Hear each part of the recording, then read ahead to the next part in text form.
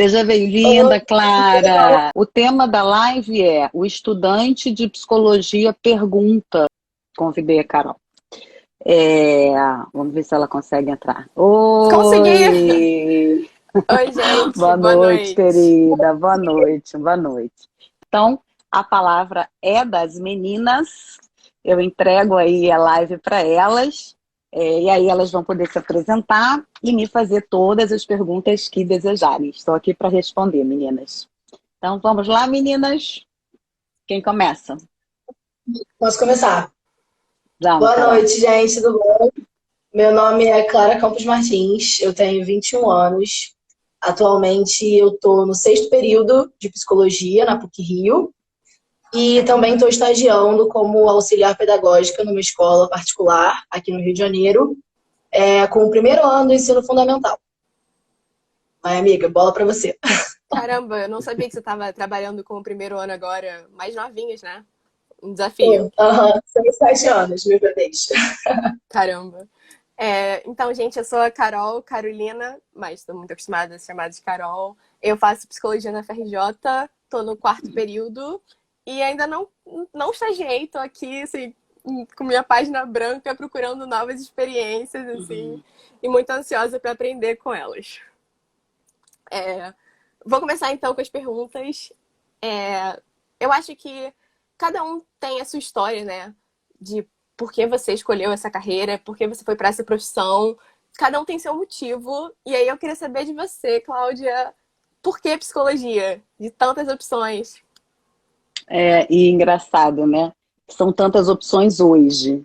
Quando eu fiz meu vestibular, eu entrei na universidade em 1986, portanto, eu fiz o meu ano de pré-vestibular em 1985. Nós tínhamos a tendência a seguirmos as três carreiras entendidas como clássica à época, né? Que era a medicina, a engenharia e o direito. E existia uma expectativa muito grande da minha família de que eu fizesse medicina, porque a medicina traz status. Eu fui praticamente uma das primeiras pessoas a ingressar na universidade na minha família, uma família que tem uma origem acadêmica, enfim, com as suas limitações, e existia, portanto, essa expectativa. Entretanto, eu nunca consegui me imaginar tratando das pessoas do ponto de vista físico, fisiológico. A minha questão sempre foi com a ligação que eu tinha já na adolescência com os seres humanos, mas com os seus dramas. Eu era aquela amiga da escola que quando você estava com problema, você ia lá e perguntava para ela e pedia conselho e eu ouvia as histórias de todo mundo com muita atenção. Até que eu me encantei pelos romances psicológicos do Machado de Assis. Eu lembro que quando eu descobri que a Capitu poderia ou não ter traído o Bentinho, aquilo para mim foi uma coisa impressionante, porque a narrativa toda tinha me feito levar, me levou a pensar que tinha havido a traição. Quando se descortinou essa possibilidade, eu fiquei pensando, gente, o que a mente humana é capaz de fazer? E o mesmo quando eu li depois O Alienista e tantos outros livros. Junto com isso, eu tinha um professor de língua portuguesa muito especial, Gustavo Bernardo Krause, que hoje é o coordenador do vestibular da UERJ, que me apresentou o Freud através do mal-estar na civilização na adolescência. E aí eu me apaixonei pela psicologia e lá naquela época já pela psicanálise. Foi um susto na minha família, porque ninguém conhecia a carreira. Para falar a verdade, eu acho que as pessoas não conhecem até hoje muito a minha carreira na minha família. Verdade. Era uma época em que existia um preconceito enorme. A gente falava que estava fazendo psicologia, mas a minha mãe falava assim, mas ela passou para medicina, porque eu tinha de fato passado antes para medicina, mas eu não queria ir para medicina, eu queria ser psicóloga. Então foi assim que eu cheguei nessa carreira. E aí, quando eu ingressei na faculdade, eu tinha sido aluna do CAP da UERJ, e aí meu sonho era estudar na UERJ, eu passava por aquela UERJ e eu falava no carro para os meus pais, olha eu ali de sombra azul, na época eu usava muita sombra azul, né, eu gosto de maquiagem, já gostava na época, Olha ali o de sombra azul na janela ali do 10º andar. Aquilo era um sonho para mim. E, de fato, a psicologia foi a realização, e é, né, a realização de um sonho. Foi assim que eu ingressei na psicologia. Então, vamos lá, segunda pergunta. Então, segunda pergunta, ainda nessa vibe de conhecer você um pouco melhor, de você se apresentar um pouco mais pra gente, eu queria te perguntar em quais ramos da psicologia você já trabalhou, você já atuou. E aí, assim, não só trabalhou, mas estagiou, fez grupo de pesquisa, fez, enfim, iniciação científica, tudo. Assim, Então, quais ramos da psicologia você já esteve? essa pergunta é muito importante, porque eu devo ter aqui vários estudantes e várias estudantes de psicologia me assistindo. E aí eu vou dar o primeiro conselho de ouro. E se enfiem em tudo que vocês puderem. Quando eu estava na universidade, eu me enfiei em tudo, gente. Olha, eu fiz pesquisa em psicologia comunitária. Eu fiz uma pesquisa no Sindicato dos Metalúrgicos, com um supervisor chamado Ronald. Eu fiz estágio na área de orientação vocacional, que hoje a gente até chama de orientação profissional, que me rendeu uma experiência enorme e hoje eu atuo também como orientadora profissional. Eu fiz estágio na área de clínica infantil e do adolescente, que também é uma área que eu permaneço até hoje. Eu fiz estágio na área de psicologia escolar e depois fui contratada por várias escolas e segui aí um rumo enorme. Eu fiz trabalho de orientação às famílias. Então, hoje eu tenho um trabalho importante com casais, com famílias, com orientação de pais. Na época, na UERJ, a gente montou um grupo de pais. Fora isso, em termos de estudo, né? Depois da graduação, eu fiquei mais um ano na universidade, porque eu queria muito ser professora de psicologia. Na época que eu fazia faculdade, existia no curso de formação de professores a cadeira de psicologia. Eu queria dar aula nesse curso de professor. Então, eu dei aula, à época, para estudantes do curso de formação de professora, dei aula de psicologia. A gente tinha um convênio na UERJ com um CIEP, ali no centro, e a gente recebia as estudantes da escola pública do estado, né, que faziam esse curso, e aí eu dei aula para elas. Depois da licenciatura, eu fui fazer o meu mestrado em educação, e aí eu trabalhei no laboratório de subjetividade política da UF. Embora eu tivesse feito mestrado no departamento de educação da UF, eu tive um orientador, que era o Luiz Antônio Batista, do departamento de psicologia. E as pessoas da minha banca também eram do departamento de psicologia. Então, eu tive pessoas como a Cecília Coimbra, que era presidente na época do grupo Tortura Nunca Mais, e fiz uma pesquisa ligada exatamente à entrada dos psicólogos na rede pública de educação na época da ditadura militar. Então, foi o que eu estudei no meu mestrado. Então, assim, depois disso, eu venho há 20 anos participando de uma instituição de psicanálise, que é o Círculo Psicanalítico. Faço aulas até hoje, né? Neste momento, exatamente, além de algumas disciplinas, alguns cursos, né? Nesse momento acabei de fazer teoria da técnica, estou fazendo psicose, porque é muito importante, também dica importante para estudante de psicologia, o estudo da gente não para.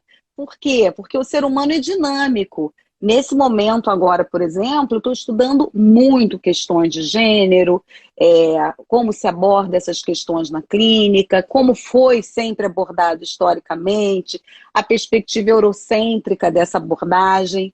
Então, neste momento, além, né, dessas atividades de cursos que eu faço, eu participo de 2 grupos clínicos, um de clínica com crianças e adolescentes, e outro de clínica a partir de uma perspectiva de Sandor Ferenczi, que é um autor que, inclusive, eu recomendo a leitura e que eu tenho encontrado, no qual eu tenho encontrado muitas respostas importantes. Embora, também é importante dizer, eu nunca me senti confortável para me dizer, tomar nenhum rótulo para mim.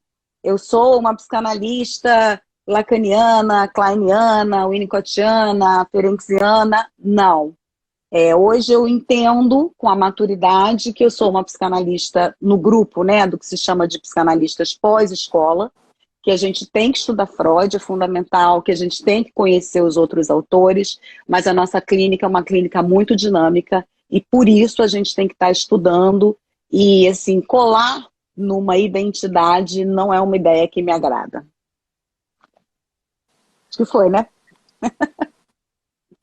Foi. Próxima pergunta, meninas. Eu também. Claro. Eu imagino também que eu não sei se eu vou colar em alguém também. Eu sinto que dá pra você aprender, né, com vários autores. Mas É até bom, sabe, Carol, que a gente aprenda e tenha essa abertura. Sim. Eu também tô perdidinha ainda, não sei quem é que eu vou colar ainda. Tô colando todo mundo. Quem quiser me colar também me cola. TCC. Isso é ótimo, Isso. gente. Isso é ótimo. Eu vi muitas perguntas na sua caixinha de pergunta no Instagram, assim, quando você bota story. As pessoas perguntando assim, como que você arranja tanto tempo? Você é uma super mulher, você faz 80 mil coisas, como que seu dia rende?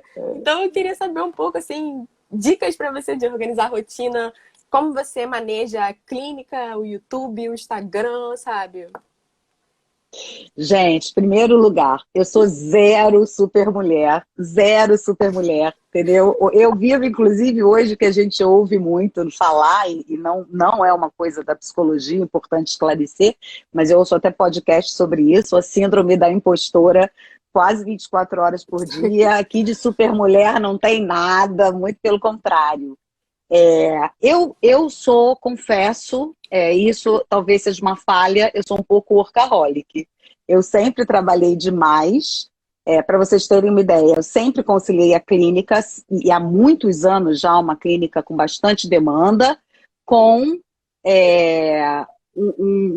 as escolas, né? Eu trabalho das escolas, depois eu vou falar sobre isso. É um trabalho que toma muito tempo, tem uma carga horária muito grande, a ponto de hoje eu olhar para a minha rotina e me perguntar como é que eu consegui ainda enfiar uma escola no meio dessa rotina. Porque, assim, eu sempre trabalhei demais, desde muito novinha.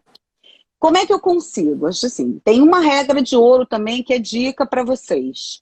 Primeira coisa, organização. Então eu virei assim, a louca dos planners, entendeu? A louca das organizações, dos planejamentos. Eu sou praticamente escrava da agenda. Eu tenho que estar com tudo na véspera definido, o que eu vou fazer amanhã. Então, eu sou escrava da agenda para os meus pacientes e sou escrava da agenda para as outras atividades que eu faço. Algumas pessoas já perguntaram, Claudinha, você é cheia de coisa, por que ainda fica fazendo coisa na internet? Por que ainda grava vídeo no YouTube? Infelizmente, na nossa sociedade, a gente não tem uma psicologia democrática, democratizada é a palavra, não democrática, democratizada. Também acho que não tem democrática, não. Mas não temos uma psicologia democratizada. A gente não tem uma psicologia que é de acesso de todas as pessoas. A gente deveria ter um grupo expressivo de psicólogos trabalhando no Sistema Único de Saúde para atender a toda a população. Então, como eu tenho muitos anos de experiência, como eu já vivi muitas coisas, como hoje eu sou uma pessoa mais madura, como eu sou mãe, sou madrasta, sou mãe de cachorro, ou seja, tem milhões de atravessamentos na minha... Sou filha, cuido dos meus pais hoje, sou esposa, tenho milhões de atravessamentos. Eu acho importante compartilhar esses conhecimentos e dar acesso a pessoas que, de repente, não têm acesso à psicologia, num consultório, não tem grana para pagar, e às vezes estão passando uma agonia e querem escutar apenas uma orientação, uma palavra. E como eu sempre fui muito ligada em questões sociais, eu sempre tive muito essa pegada, assim, de não ficar só na clínica, embora eu ame a clínica, eu sou apaixonada pela clínica, faço com maior amor, com maior prazer, eu não me sentiria totalmente completa se eu não tivesse outras atividades complementares.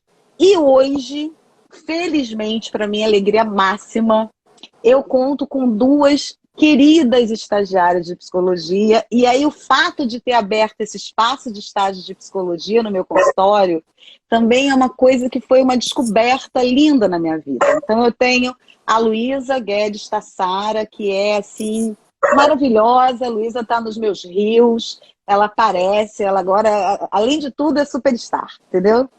E tem uma Gabriela Soares, que começou mais recentemente, linda, linda, inteligente, escreve brilhantemente. Eu não tenho como agradecer a essas meninas tudo que elas têm feito por mim. Elas são maravilhosas, maravilhosas. E além do que, gente, o contato com a juventude é tudo, né? Vamos combinar? Elas quebram todos aqueles paradigmas que a gente traz quando a gente é formada 3, 4, 5, 6 gerações lá atrás. Então, hoje eu conto com essas meninas que me ajudam muito nesse trabalho de organização e por isso eu acho que dá para conciliar. Às vezes eu acho que não dá para conciliar como eu gostaria, mas a gente tenta. Próxima questão.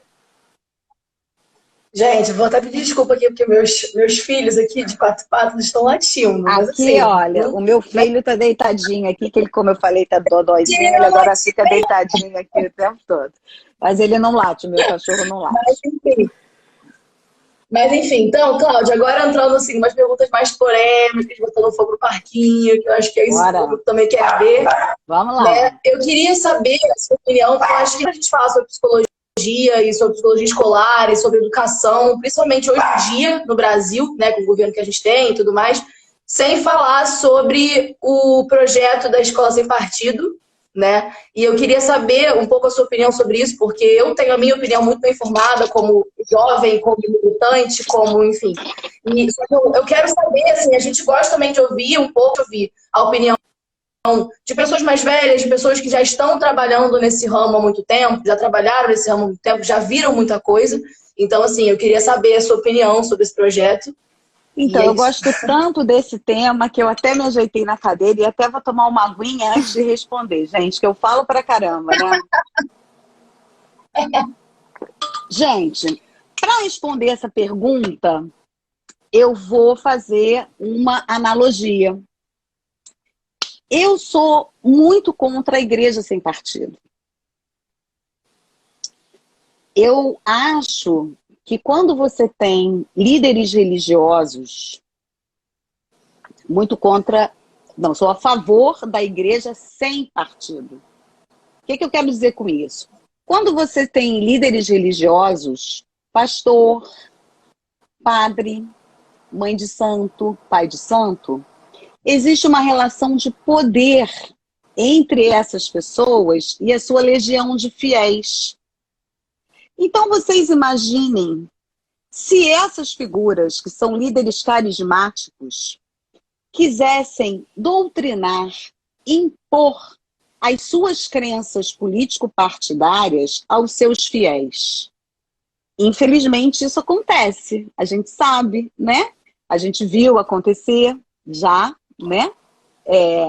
De modo que áudios circularam com orientações de líderes religiosos para se votar no candidato A e no candidato B. Eu, particularmente, não acho correto. Na escola, a gente tem também uma relação assimétrica. A relação do professor com o estudante, a relação dos adultos com os estudantes, é uma relação de grande influência e de assimetria. Nesse sentido, usando o parâmetro que eu utilizei para pensar a questão das religiões, pensar numa escola que faça doutrinação político-partidária, que diga aos seus estudantes que já podem votar, votem nesse candidato e não nesse, não é a melhor opção. Por quê? Porque a função dos líderes e a função dos educadores é promover a reflexão. Neste sentido, o que se diz acerca da escola sem partido, na maioria das vezes, não acontece da forma como está sendo ideologicamente veiculado. O que acontece é que, Para nós entendermos hoje como funciona a sociedade, nós temos que recorrer a instrumentos que vêm, por exemplo, da história. Então, vou dar um exemplo da psicologia. Eu não uso psicologia experimental no meu trabalho, não trabalho com psicologia experimental. Mas eu sei que o precursor da psicologia, o fundador, o conhecido como pai da psicologia, se chama Wilhelm Wundt, que ele estudou na universidade, que trabalhou na Universidade de Leipzig, na Alemanha, e por lá permaneceu 45 anos, e sei da importância da psicologia experimental para o crescimento da psicologia como um todo. Isso significa que eu vou seguir a psicologia experimental? Não, porque há outros autores, há outras perspectivas, há outras alternativas. Significa que eu fui formada para ter uma visão crítica. Então, neste sentido, se você entende a escola sem partido como uma escola asséptica, que não vai dar elementos históricos para fomentar a crítica dos estudantes, aí eu não entendo a existência disso. Até porque os estudantes questionam. Trabalhando em escola, eu já tive milhões de situações de discutir temas relacionados à política, e às vezes não só a política partidária, política mais ampla, né? Qual o tamanho que deve ter o Estado? Qual o tamanho que deve ter as instituições privadas? A gente está discutindo, falando de quê? A gente está falando de pensamento liberal, né? Então, eu já tive a oportunidade de discutir isso com os meus estudantes, mas eu acho importante que a escola sempre ofereça as posições de maneira plural, como eu acho que um líder religioso não deve doutrinar ninguém. Ele deve apresentar as alternativas e, a partir das alternativas, incentivar a reflexão.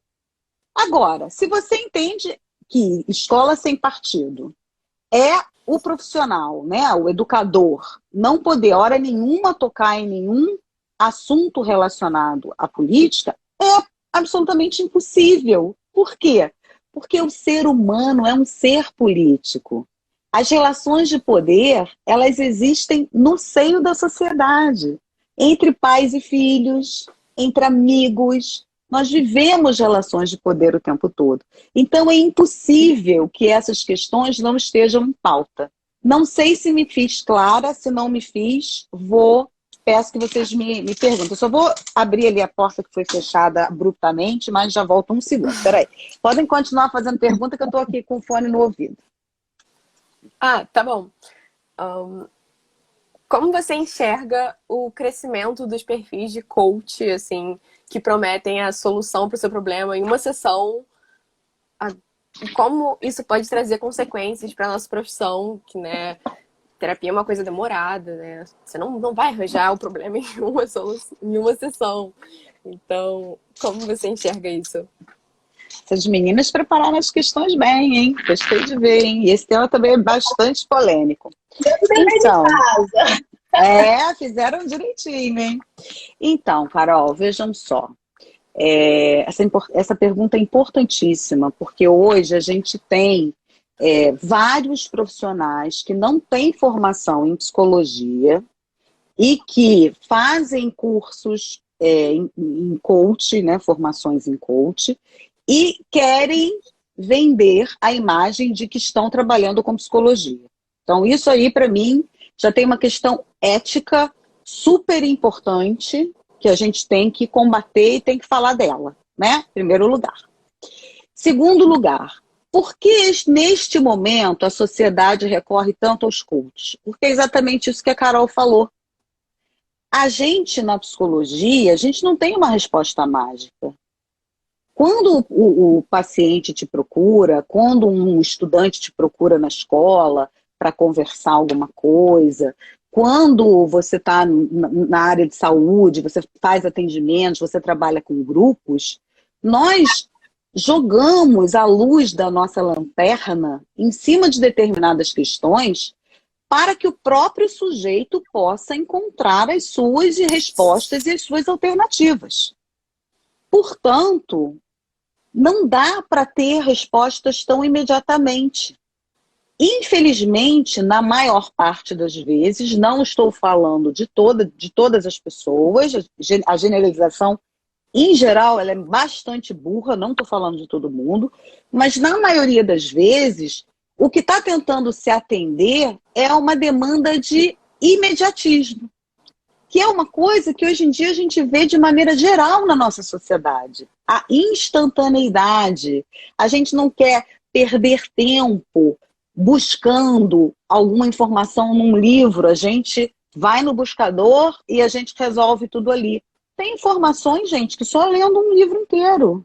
Só lendo um livro com muitas páginas. Não tem jeito. Tem que ter esforço, tem que estudar. A gente vive a cultura hoje do não esforço. Eu tenho falado sobre isso nas minhas redes. Então, eu acho que os coaches, eles respondem muito a essa demanda. E, de certa maneira, entre aspas, acabam concorrendo com os profissionais de psicologia. Eu não me sinto concorrendo com nenhum coach, sinceramente. Não me sinto mesmo, de coração, de coração. Por quê? Porque eu tenho uma formação super sólida na área de fisiologia, na área de neuroanatomia. Eu sei, por exemplo, quando eu preciso encaminhar um paciente para um atendimento médico, quando uma questão de tristeza exagerada ou de fragilidade exagerada, agora um alarme disparou aqui, você veja que é bem dinâmico, né?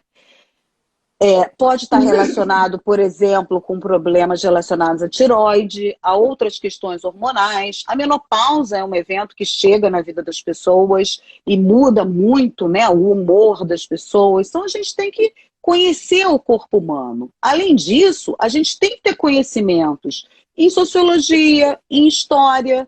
Se você vai trabalhar em educação, você tem que ler autores da educação. Se você vai trabalhar no SUS, você tem que ler a legislação do SUS. Então, eu não me sinto concorrendo com coach, mas, às vezes, alguns jovens psicólogos se sentem ameaçados, mas eu quero que vocês entendam o seguinte: façam o caminho de vocês. Sempre haverá pessoas querendo consultar oráculos. Desde que o mundo é mundo, isso existe. Nós não somos oráculos. Nosso lugar não é de oráculo. Portanto, quem quer, tem gosto para tudo, entendeu? Quem quer consultar o oráculo e se sente feliz com isso, vai lá, beleza. Mas não vai no meu consultório. Então, acho que eu respondi, né? Sim. Obrigada. Com certeza, sim. Então, Cláudia, mais uma perguntinha. Que assim, agora eu já vi que nem é tão mais polêmica, né? Até porque você já falou sobre isso, sobre as questões de identidade de gênero, de sexualidade, né? Você já falou que você tem lido muito sobre isso, estudado muito sobre isso, até vi nos seus stories uma indicação de um livro, você mandou pra gente.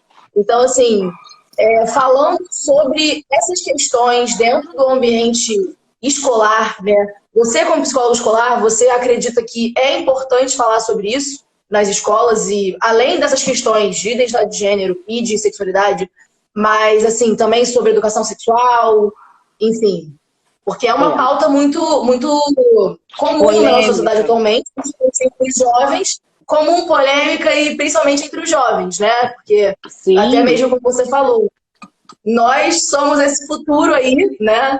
No futuro é das crianças e dos jovens, então, assim, como é muito presente e você está muito em contato com esses jovens, eu queria saber a sua opinião sobre isso e, enfim. Mais uma vez, excelente pergunta e muito obrigada por perguntarem a respeito disso, porque esse assunto é importantíssimo e a gente precisa ter embasamento para falar sobre ele. A gente não pode falar sobre um assunto assistindo uma propaganda mentirosa dizendo que existe a coisa A, B ou C em tal ou qual lugar. É muito importante que a gente tenha estudado, que a gente tenha discernimento, que a gente acompanhe os autores e depois, se houver alguma dúvida, alguma solicitação, por exemplo, de indicação bibliográfica, eu posso, vocês me mandando mensagem no direct, eu posso encaminhar para vocês as indicações de bibliografia. E aí, como eu disse, né, importante a gente ler todas as opiniões das pessoas que acham que esse tema não pode ser trabalhado de maneira nenhuma nas escolas e as pessoas que acham que pode e deve ser trabalhado. Porque só assim nós vamos, com a nossa capacidade crítica, forjar o nosso próprio discernimento. A gente tem um compromisso ético na psicologia a gente jura isso quando a gente se forma, de que a gente vai respeitar o ser humano nas suas diferentes manifestações. Então, é muito importante que a gente sempre trabalhe com argumentos claros e precisos. Feito esse preâmbulo, eu adoro um preâmbulo, eu adoro um parêntese, vocês vão ver. Feito esse preâmbulo, vamos lá. Primeiro eu vou distinguir sexo de sexualidade. Sexo, para a psicologia, é o ato sexual, independente de quem o esteja praticando. Sexualidade é um conjunto de práticas, sentimentos, afetos, comportamentos, posturas, atitudes. Desde o Freud, e por isso eu sou tão conectada com a psicanálise, se descobriu que a sexualidade, não estou falando de sexo, tá, pessoal? Atenção, a pergunta é sexualidade e educação, tá? Foi isso que as meninas me perguntaram. Vamos deixar o sexo um pouquinho de lado, o ato sexual, né? Um pouquinho de lado. O Freud, ele diz, uma das descobertas fundamentais dele é que a sexualidade existe desde o momento em que nós nascemos. E que as crianças, sempre entendidas como seres inocentes, que não tinham nenhum atravessamento sexual, têm sim sexualidade. E ele desenvolveu uma teoria que nos apresenta as fases desse desenvolvimento psicossexual. O que quer dizer isso? Quando uma criança nasce, ela imediatamente vai buscar o alimento no mundo. E o que ela encontra é o peito materno, o seio materno ou um substituto para ele. O Freud aponta que além da função de alimentação do leite, existe uma função de estimulação dessa primeira zona, que é a primeira zona erógena, né, que é ativada na criança, e ele identifica essa fase como fase oral. E a essa fase se seguem outras fases. Fase oral, fase anal, fase de latência e fase fálica. Beleza, tá? Vamos então partir desse princípio.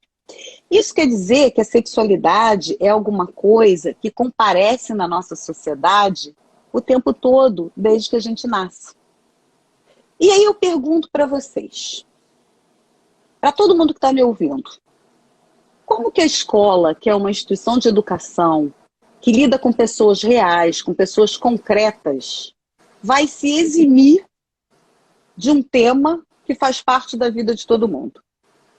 Se uma criança, um estudante, pergunta para sua professora, professora, por que está calor e é inverno? A professora deve responder essa pergunta? Claro. Deve, meninas? Sim.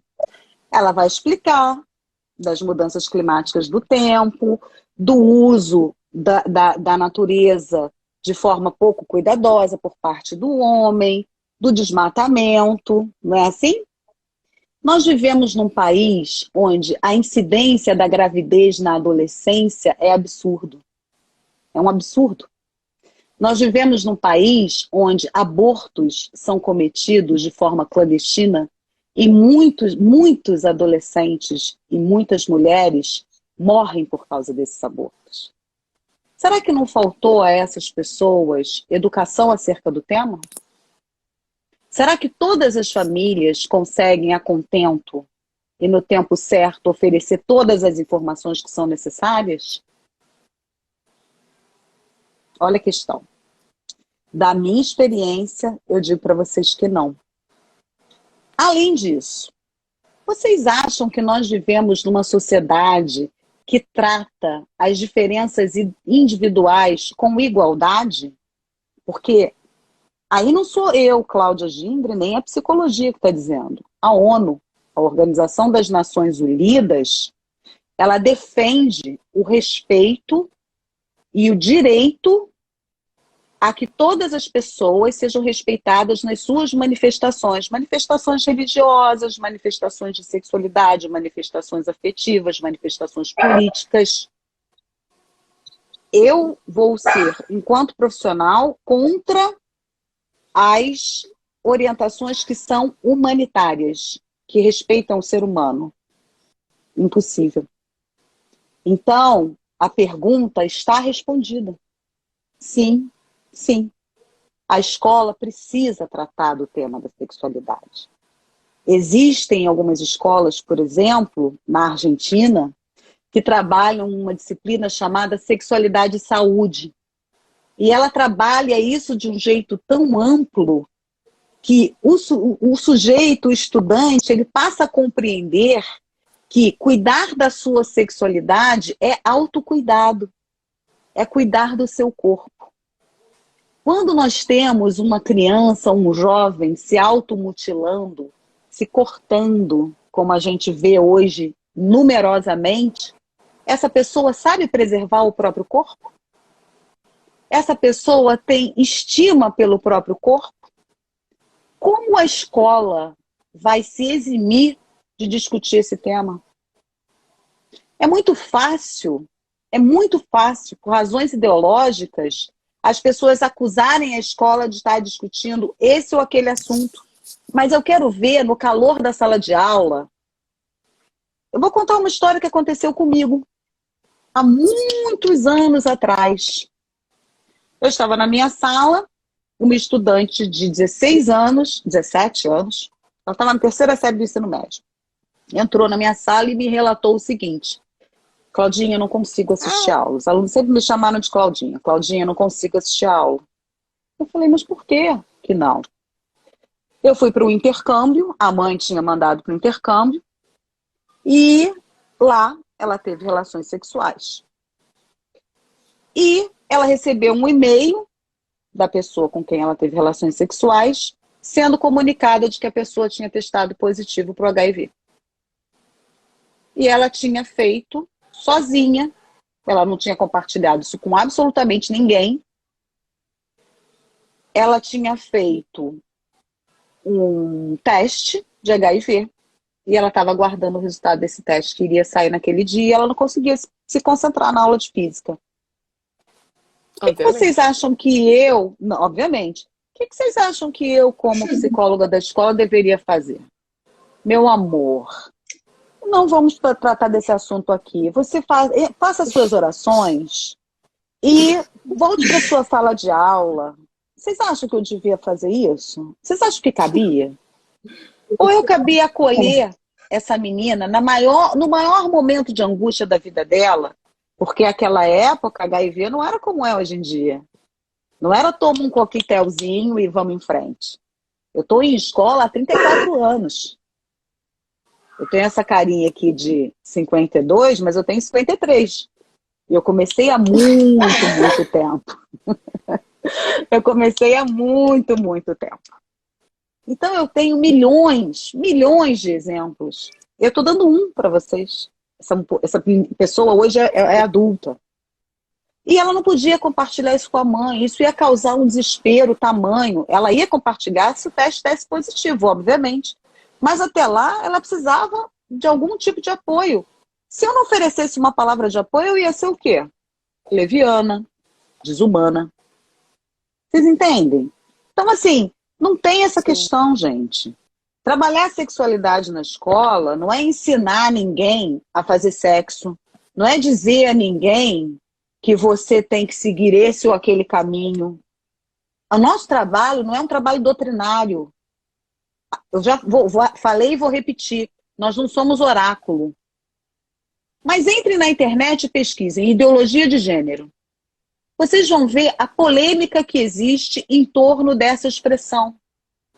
Essa expressão é uma expressão que, trabalhando historicamente, ela remonta à década de 90 do século passado, quando a Igreja Católica começou a discutir a ideia de que as pessoas poderiam ter gêneros diferentes do homem e da mulher. Hoje, nas últimas eleições, isso foi resgatado de modo a criar todo um pavor em torno das cartilhas. Não existe kit gay. Isso é uma mentira. Isto é uma mentira. Eu mando a bibliografia para vocês todos. Isso não existe. Existem nas nas escolas profissionais sérios, competentes, que sabem o que estão falando e fazendo, e que devem ser respeitados na sua conduta e na sua autonomia de trabalho, e que estão ali muitas vezes para ajudar crianças e adolescentes que não têm orientação em casa. Então, acho que está respondido, né, gente? Perfeitamente respondido, Claudinha. Muito obrigada. Muito bom. Então, você mencionou automutilação e a próxima pergunta eu ia mencionar isso também. Estamos, né, no terceiro dia de Setembro Amarelo e já é possível ver uma enxurrada de posts, né, praticamente todo mundo comentando sobre o tema. Qual é a sua visão sobre empresas e influenciadores digitais que divulgam essa mensagem esse mês, mas nos outros 11 nem comentam sobre saúde mental? E além disso, você tem uma experiência bem grande, né, com adolescentes. Então eu queria ver se você podia compartilhar um pouco, assim, o que você observou e concluiu sobre jovens que possuem pensamentos suicidas ou então cometem atos de autolesão. Eu vou responder a pergunta em duas partes, porque são perguntas que conversam entre si, mas são perguntas distintas, tá, meninas? Então, vou responder a primeira parte, depois você me pergunta a segunda, tá? Bom, em primeiro lugar, toda e qualquer iniciativa na nossa sociedade, que é uma sociedade adoecida, que é uma sociedade que tem pessoas que sofrem muito, e que tem um nível, né, infelizmente, um nível de tentativas de suicídio, e às vezes suicídios levados a termo, muito maior do que do que o aceitável, né? Toda iniciativa é válida. O Setembro Amarelo é válido. Quem discute no Setembro Amarelo está valendo, é maravilhoso. Inclusive, sexta-feira que vem eu vou fazer uma live exclusivamente sobre esse tema, sobre a questão da prevenção ao suicídio na educação. Eu acho que isso é super importante. Eu ainda quero, até o final do mês, trabalhar também, fazer uma oficina com os professores, gratuita, que eu acho que eles precisam estar instrumentalizados para lidar com esse tema, que é bastante espinhoso. Mas, vamos lá, que a gente está aí numa pegada, né, de criticidade, né? Vamos lá aí nessa pegada. E vamos pensar um pouco hoje na questão do marketing. Muitas empresas, sim, capitalizam esse tema que dá Ibope para falar sobre ele somente nesse momento. E no resto do ano, dizem, por exemplo, que os jovens não podem estar acima do peso, fazem roupas que não cabem em pessoas com manequim acima de 36. Eu não compro roupa em qualquer loja, mas não compro porque não cabe. Bom, um pouco também porque eu não acho que a gente precise, isso é uma coisa importante, né? Já que vocês estão perguntando sobre mim, né? Eu não acho que a gente precise da maioria das coisas que a gente compra e que a gente tem. Isso para mim ficou claríssimo na pandemia, a quantidade de roupa que eu tinha no armário, eu não compro roupa há um tempão. Não acho mesmo que a gente precisa, mas a gente vê que no resto do ano, algumas empresas fazem uma propaganda ostensiva para que os jovens não parem um minuto, eles não podem ter descanso, eles não podem ter sossego. Nós todos, inclusive eu, nos tornamos escravos das redes sociais se a gente bobear. E isso tudo, gente, são fatores de adoecimento. Quais são as políticas? Vamos assistir o Dilema das Redes. Está na Netflix. Quais são as políticas efetivas de cuidado com os linchamentos na internet que levam ao suicídio? Que essas empresas têm. Então, assim, uma coisa é uma coisa, outra coisa é outra coisa. Sim, devemos trabalhar a questão do Setembro Amarelo, é importantíssima, a prevenção é maravilhosa. Segunda coisa, todos os que estão trabalhando estão de fato engajados na prevenção? Não, não estão. Agora a gente... Respondi, meninas? Sim. Sim? Sim. Agora a gente vai para a segunda parte da pergunta. Carol, faz de novo, Sim. que tem gente até que está entrando aqui. Eu queria tanto conseguir botar o nome da live aqui, mas eu não estou conseguindo. Agora Na é um pouco primeira depois dos tava, problemas. na primeira tava, é. É. Você tem uma experiência muito grande com adolescentes e esse tema deve ser muito recorrente no seu trabalho, assim. Você poderia compartilhar um pouco sobre o que você observou e concluiu sobre adolescentes e jovens que possuem pensamentos suicidas ou que cometem atos de autolesão? Posso sim, posso sim. Em primeiro lugar, como eu sempre, assim, se teve uma coisa que eu sempre fiz na minha vida profissional, como estudante, foi trabalhar com criança e adolescente. Acho que isso aí se alguém perguntar para mim, Cláudia, essa semana uma pessoa lá no consultório que eu fui do médico do meu cachorro perguntou, mas você trabalha com qual área? Cara, a área que eu trabalho é criança, infância e adolescente. Isso aí é onde meu olho brilha, não adianta, não adianta, é onde meu olho brilha. E a gente observou ao longo dos últimos 20 anos, com certeza, um crescimento espantoso dos eventos de automutilação, sofrimentos psíquicos dos mais variados e tentativas de suicídio e suicídios levados a termo. Portanto, o que sempre é uma máxima que me orienta? Todo cuidado e toda atenção é pouca. Se você é estudante de psicologia, você tem que saber que você vai lidar com esse tema de maneira muito recorrente ao longo da sua vida daqui para frente. Porque eu não estou olhando o futuro com olhos de otimismo. Infelizmente, e eu estou falando isso do ponto de vista global, nem estou falando do 7 de setembro que vai acontecer daqui a 4 dias, não. Inclusive, eu garanti que a nossa live fosse feita antes, para a gente não estar na época da censura e eu poder falar tudo que eu quisesse, entendeu? Achei que seria mais adequado, né? Achei que seria mais adequado.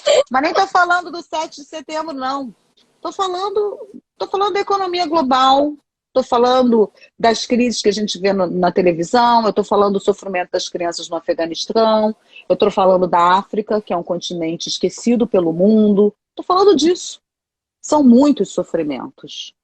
E hoje também a grande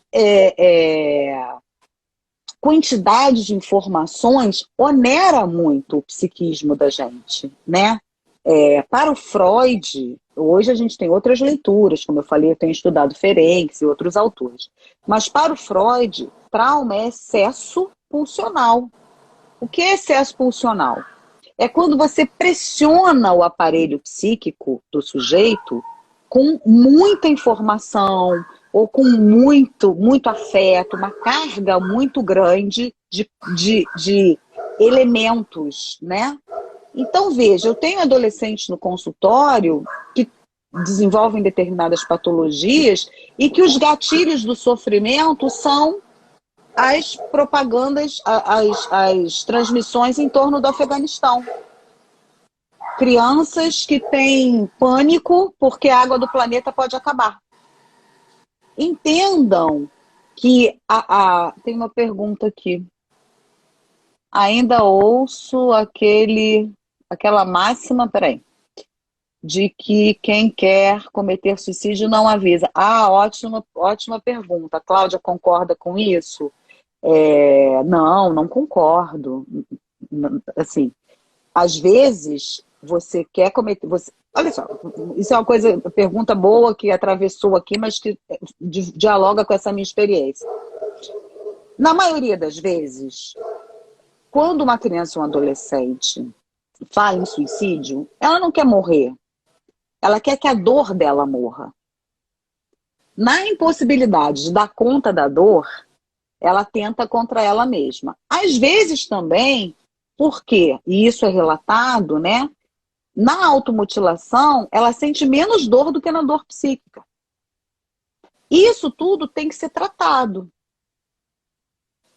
É verdade que quem quer suicidar se mata, não avisa?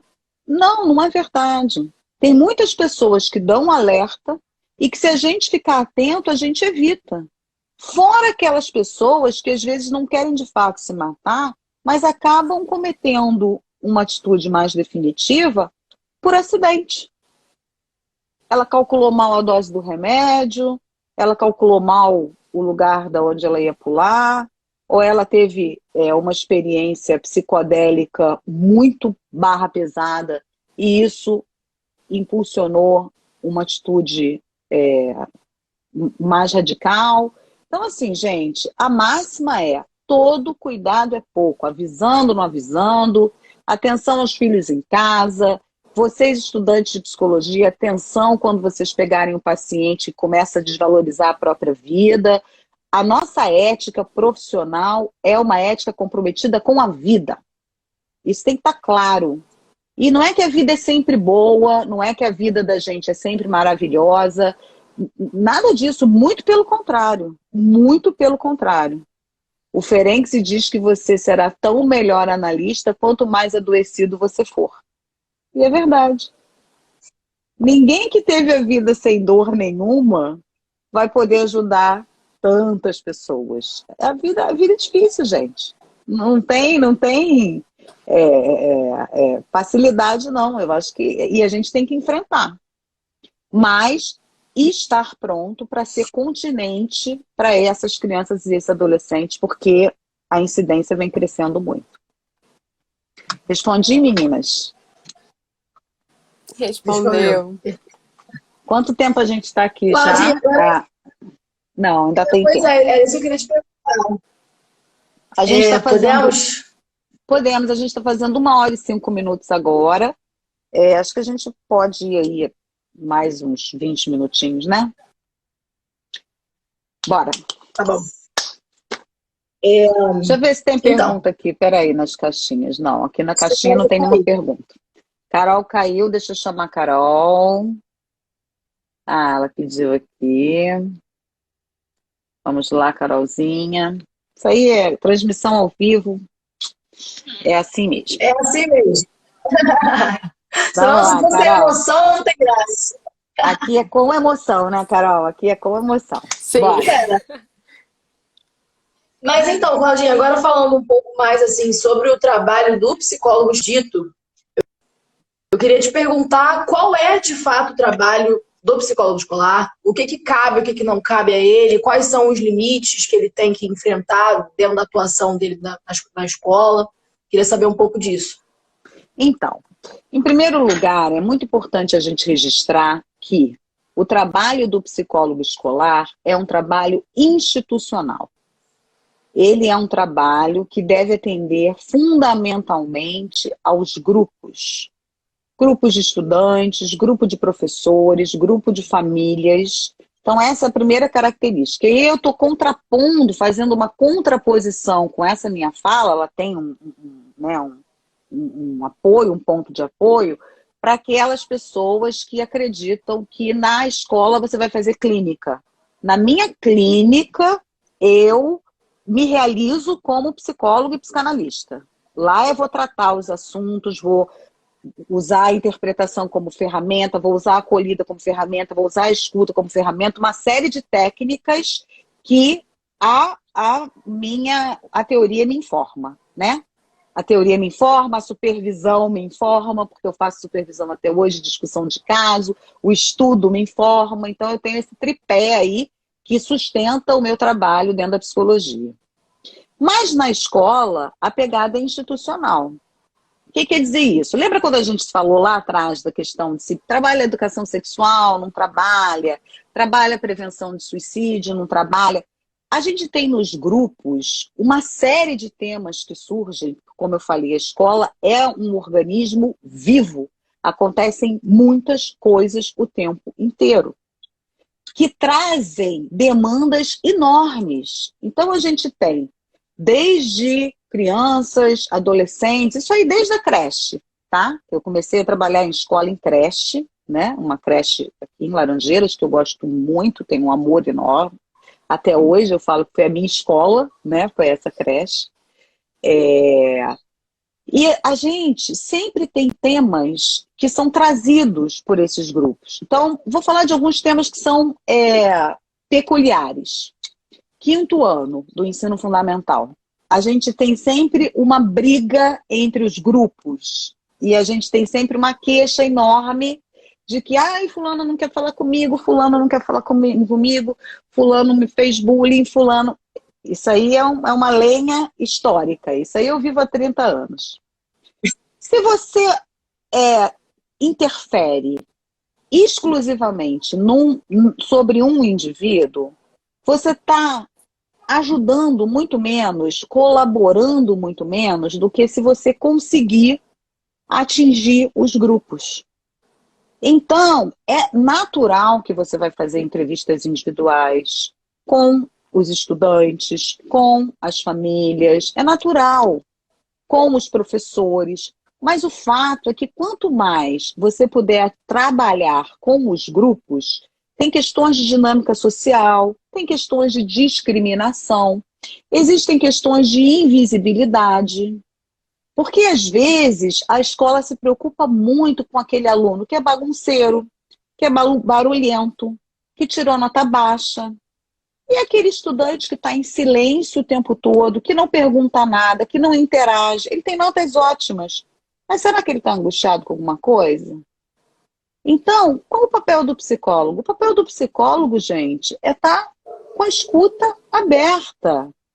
É estar com todas essas questões de direitos, de equidade, de igualdade, respeito ao outro, respeito às diferenças, na ordem do dia. É estar atento àquele estudante que pode trazer um traço que apresente uma situação de risco. É apoiar o professor no seu fazer diário, que é um fazer duro, é um fazer difícil. O professor é uma categoria profissional tão julgada na sociedade. Hoje estão no nível de exposição máximo, com as suas aulas sendo invadidas pelas famílias, quando o estudante está tendo aula online, todo mundo está ouvindo a aula do professor, ouvindo, julgando, comentando nos grupos. Então, qual é o papel do psicólogo? O papel do psicólogo é apoiar, é ser esteio, é trazer o seu conhecimento teórico para embasar, para justificar, para fornecer informações, para esclarecer, para discernir a hora de encaminhar um determinado estudante para um especialista, se o especialista é especialista A, B ou C. Então, esse é basicamente o papel do profissional da psicologia na escola. E, principalmente também, né, irremediavelmente, dialogar e trabalhar com equipes.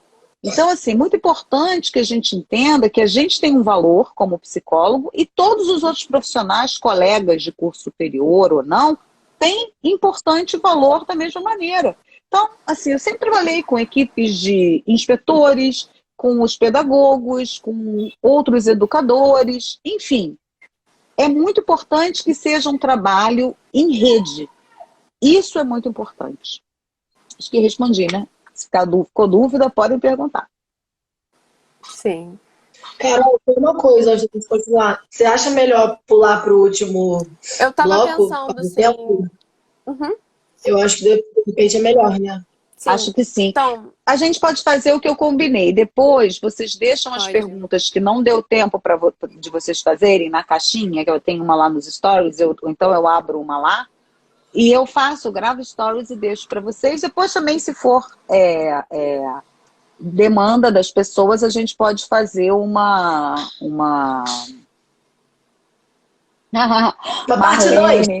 Marlene, querida, terei que sair, infelizmente, mas tenho que parabenizar essa live. Só elogios, beijocas. A Marlene, minha amada professora de artes, maravilhosa, minha amiga também, ex-colega do CAP, enfim, ser humano da melhor qualidade. Vamos lá, vamos então para a última parte. Aí a gente... mim, infelizmente. Mas eu acho que só aparece para... eu consigo ver. O chat não está aparecendo para você? Não, mas eu acho que Eu acho que ela mandou privado pra Cláudia. Ah, tá. Eu acho que ela Fala, mandou como galera. pergunta. Mandou como privado, ela mandou como privado. Ô, Cláudia, Bora. a gente gostaria de terminar com uma pergunta surpresa, mas aí, quantas perguntas você acha que ainda dá pra responder? Ah, eu acho que Até a mais umas última. 2, né? Faz uma e Tá mais bom. outra. Então, acho que é isso Ai, é mesmo. surpresa, olha que isso, gente. Tem até pergunta surpresa. É, uma dica, quais dicas você daria para nós, estudantes de psicologia, procurando um estágio, assim, como se inserir no mercado de trabalho, principalmente no momento atual, assim, porque tá cada vez mais competitivo, né? Eu vou dar algumas dicas, tá? Eu acho que estudantes de psicologia hoje tem que ter LinkedIn. Não tem como não ter um perfil no LinkedIn. Eu falei isso outro dia com a Luísa, não falei ainda com a Gabriela. Não tem como não ter, gente. Porque a gente tem lá no LinkedIn recrutadores. A gente tem pessoas que estão procurando pelos profissionais. E essas pessoas vão direto, se vocês olharem lá, LinkedIn, eu tenho uma conta no LinkedIn, eu não uso muito não, mas está lá. Se vocês olharem os jovens com quem eu me conecto da área de direito, todo mundo tem perfil no LinkedIn. Da área de engenharia, todo mundo tem perfil no LinkedIn. Área de economia, quando começa a trabalhar, como é que o mercado vai ver vocês se vocês não se apresentarem? Então, o primeiro é isso. Segundo, atenção às conexões. Fiquem atentos, gente. É, como dizia o velho guerreiro, também conhecido como Chacrinha. Quem não se comunica, se trumbica. Isso é uma frase da minha época, que super entrega a idade, mas eu até já falei a minha idade aqui. Mas é isso. O estudante de psicologia ele tem que estar ligado, ele tem que estar antenado. Outra coisa, não fique escolhendo estágio, não. Ai, mas... gente, olha, dica de ouro. Isso aqui... A gente trabalha, romance é romance, um lance é um lance. Entenderam? Bem, não tem que ficar Entendeu? romantizando o lugar, não. Eu trabalhei em várias escolas. Ah, mas por que você trabalhou em várias escolas? Eu trabalhei em várias escolas porque eu sempre entendi que a melhor escola era aquela que me oferecia melhores condições de trabalho e de salário. Porque, gente, eu sempre tive que pagar minhas contas. Então não adianta você... Ah, Claudinha, você tinha o sonho de trabalhar no CAP da UERJ? Tinha, alimentei esse sonho por muitos anos. Esperei por um concurso por muitos anos. Sabe quando que o concurso saiu? 2018. Se eu passasse, quem passou foi uma estagiária, que foi minha estagiária numa das escolas. Concurso, quando eu vi a grade do concurso, né, a matéria, eu falei, cara, esse concurso é para mim. Só que se eu passasse, eu ia ganhar menos da metade do que eu ganhava na escola que eu trabalhava na época. Aí são opções. Então, assim, fiquem espertas. A gente romantiza também muito. Ah, porque a psicologia, a gente vai cuidar das outras pessoas. Não tem que ficar com luva para botar a mão no dinheiro, não, pessoal. Isso é trabalho. O que a gente faz vale muito. Eu tenho uma professora atualmente que depois da pandemia eu comecei a fazer milhões de cursos online. Eu tenho uma professora atualmente que diz, né? Muito vale o que muito custa o que muito vale. Vocês têm que saber os estudantes que vocês são. Se você é um estudante que está estudando, está com seu estudo em dia, se você é um estudante que é articulado, se você é um estudante que tem condições, corre atrás, procura, manda seu currículo para os lugares, fica atento, entre em contato com seus professores, entra em pesquisas com seus professores. Hoje a academia massacra os professores. O regime de produtividade da academia, especialmente na educação privada também, eu ia falar especialmente na educação pública, mas na privada também. Eles têm que produzir. Aí o que eles fazem? Muitas vezes eles usam os estudantes para escrever relatório. Eu ouvi, né, já de estudante, mas eu estou sendo explorado. Não, você não está sendo explorada. Você está sendo aproveitada no seu potencial. Aproveita isso. Porque na hora que essa pessoa, essa professora, ela tiver que lembrar de alguém para chamar, ela vai chamar você. Eu tenho 2 estagiárias hoje. Eu parei e pensei, quem eu vou chamar? Eu ia chamar uma pessoa que eu achasse desinteressante? Que não fosse carismática? Que eu não tivesse afinidade? Claro que não. Gente, eu queria alguém para trabalhar, né? Porque para me visitar, eu tenho várias pessoas. Na pandemia, não, né, gente? Na pandemia, atenção, não pode visitar, tem que botar máscara, tem que usar o álcool gel, inclusive o meu está aqui, tem que usar o álcool gel, muito importante. Tá aqui, vou até botar o álcool gel para dar o exemplo para a audiência aqui, pessoal. Vocês estão me assistindo, o álcool gel é meu companheiro, né? E temos que vacinar. Muito importante também. Vamos fazer propaganda da vacina, propaganda do bem a gente pode fazer, né? Propaganda da dose. Viva o SUS, entendeu? Viva o SUS, tomem a segunda dose, tudo isso. Ou seja, não romantizem, corram atrás, se exponham para os professores. Carol e Clara estão aqui hoje numa live. Isso vai ficar gravado no meu perfil. Eu sou uma fuleiragem influencer. Eu não tenho muitos seguidores. Mas eu tenho alguns. O que eles vão ver? Cara, essas meninas estão interessadas. Elas botaram lá a cara na live com a psicóloga para fazer perguntas. Só fizeram pergunta maneira. Entendeu? E tinha mais. Fácil, galera. É fácil. É fácil. Não. Mas eu também nunca prometi que ia ser. Mas também não é fácil para os outros profissionais, não, tá? Eu falo isso aqui, né? Eu falo que as minhas pacientes que mais trabalham são as médicas, porque elas podem trabalhar além do horário do dia, elas também podem trabalhar nos plantões à noite. Eu sempre brinco com elas, né, com isso. Cara, é muito glamourizado, o curso tal, o curso tal. O povo tá ralando, gente. O povo tá ralando. Tem um Rios meu que fala isso. A única profissão que você não tem que trabalhar, ela não apareceu para mim na minha opção de profissões, que era de herdeira. Herdeiro? É de herdeira. Essa profissão tem um Reels meu gravado. Essa profissão aqui não rolou, entendeu? Pelo contrário, né? Então, se você tem que se prover, corre atrás. E eu digo para vocês, sejam inteiros no que vocês fazem, porque vai dar certo. Um psicanalista chamado Joel Birman, recentemente, preciso falar isso também. Meu professor. Ele exatamente, maravilhoso. Ele, numa palestra, disse que o século XX começou após a Primeira Guerra Mundial. Quando terminou a Primeira Guerra Mundial, começou o século XX. E que o século XXI começa após a pandemia. A pandemia mudou radicalmente a posição da sociedade com relação às questões de saúde mental. E nós, psicólogos, eu ia falar nós professores, olha o ato falha, porque eu também sou professora. E nós, psicólogos, para o bem ou para o mal, ganhamos um destaque importantíssimo. Porque as pessoas entenderam que a saúde física tem que estar preservada, mas a saúde mental também. Então, a geração de vocês até vai ter mais espaço do que a minha teve. E eu digo a vocês, gente, se eu, que não conhecia ninguém, não era amiga de ninguém, não tinha nenhum psicólogo na família, conseguir com esforço, vocês também vão conseguir. É só uma questão de estudar. É isso aí. Vamos lá, pergunta surpresa, que eu fiquei até curiosa agora. Então tá. Eu pensei essa pergunta para nós três respondermos, sabe? Cada uma dá uma resposta. Qual conselho você daria para alguém que tá agora escolhendo a faculdade, considerando psicologia, ou então entrando já na sua faculdade, no curso de psicologia? Qual conselho cada uma de vocês daria? O meu conselho eu já dei. O meu conselho eu já dei.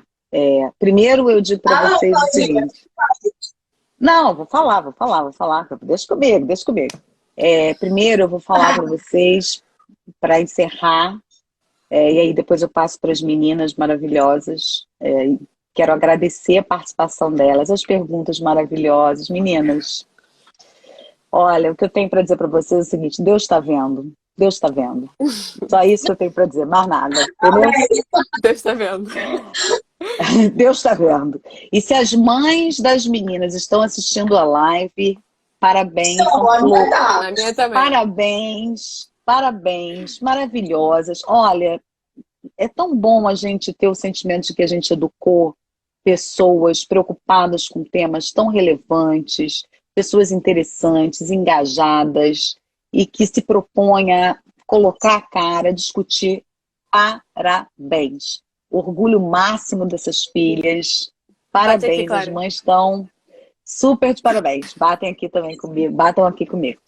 Conselho para estudantes de psicologia. Não romantiza. Não romantiza. A psicologia é um trabalho como qualquer outro. Olhe para a sua carreira e faça um projeto para a sua carreira. Saiba onde você quer chegar. É como diz a história da Alice. Para quem não sabe chegar, quem não sabe onde quer chegar, qualquer caminho serve. Vamos decidir aonde a gente quer chegar. Faça um projeto, construa um projeto. E aí vocês vão trilhando as coisas a partir disso. Esse é o meu conselho. Meninas? Vai, Carol, você agora. Tá Você bom. fez a pergunta. Eu tenho uma coisa na cabeça aí. Eu não sei o que eu vou falar, não. Vai. Se eu pudesse voltar no tempo, falar pra Carol que tá entrando em psicologia, assim, uma coisa que eu queria que alguém tivesse falado pra mim, assim, se você puder, faça terapia, você mesmo, sabe? Porque é um curso com muitos temas sensíveis, é um curso que trabalha sobre pessoas, e você é uma pessoa, então você vai ser atravessado por aqueles temas, sabe? Vão ter aulas que vão te dar gatilho.